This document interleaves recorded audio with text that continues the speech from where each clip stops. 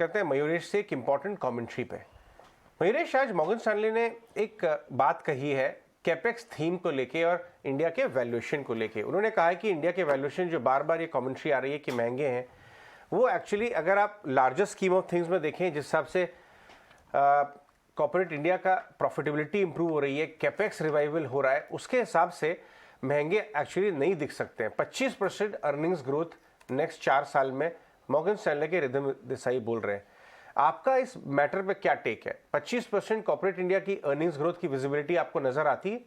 और अगर वो वाकई ऐसा होता है रिफॉर्म से, बैलेंस शीट इंप्रूवमेंट की वजह से, तो बाजार तो गिरे, बहुत ज्यादा गिरेंगे नहीं, शायद कुशन होंगी फॉल्स हमारी। नहीं, absolutely Ajay, I think for any market earnings momentum और अर्निंग्स की स्टेबिलिटी एक बहुत बड़ा तड़का रहता है। जहां तक इंडियन कॉन्टेक्स्ट रहा है, मुझे लगता है आई थिंक एक डबल डिजिट अर्निंग ग्रोथ एक बेस केस सिनेरियो आप मान के चल सकते हैं। आई थिंक 2-3 वजह हैं इसकी। Again I think I will be very very repetitive, but like I am saying, I think when the general elections are a year and 9 months down the line, जितनी केपेक्स स्पेंडिंग गवर्नमेंट कर रही है across the spectrum, उदाहरण के तौर पे I think जो targets रखे गए हैं रोड डेवलपमेंट के लिए और जो ईयर मार्किंग हुई है almost 25,000 crore, and I think actually doubling the road size. इन पे गडकरी साहब ने पार्लियामेंट में कहा था कि by FY24 road infrastructure would almost be ready pan India. Port development में ऑलमोस्ट हम 200 से 250 MTPA ऐड कर रहे हैं। रूरल अफोर्डेबल हाउसिंग में 48,000 करोड़ ऐड कर रहे हैं। नल से जल योजना के लिए 60,000 करोड़ की योजनाएं बन चुकी हैं। And all that is just not on paper, orders have started flowing through. Government capex करने लग गई है और प्राइवेट केपेक्स को टेंडरिंग स्टार्ट हो चुकी है along with strict timelines to execute that.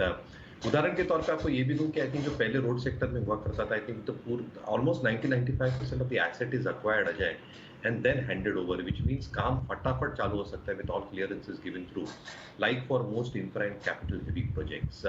तो ये रही बात I think capex heavy sectors की। जो एक्सपोर्ट ओरिएंटेड ग्रोथ है, जो आईटी फार्मा की हम बात करते हैं, और जो PLI स्कीम्स निकली है टेक्सटाइल के लिए, स्पेशलिटी केमिकल्स के लिए, अगले कुछ वर्षों में एक्सपोनेंशियल ग्रोथ आएगी। क्योंकि अगर हम पहले वाले सत्र को देखें जो रोड टेप था before all this got introduced, you look at the electronics growth that came through and the exponential numbers that came in the next 2 to 3 years, or service related sectors should improve significantly, और domestic momentum तो continue होगा ही होगा in the sense of rural, FMCG, domestic consumption themes improving. तो double digit growth लाजमी है और उसके वजह से आई थिंक जो एक अर्निंग्स का एक इम्पैक्ट आएगा across corporates, that should improve.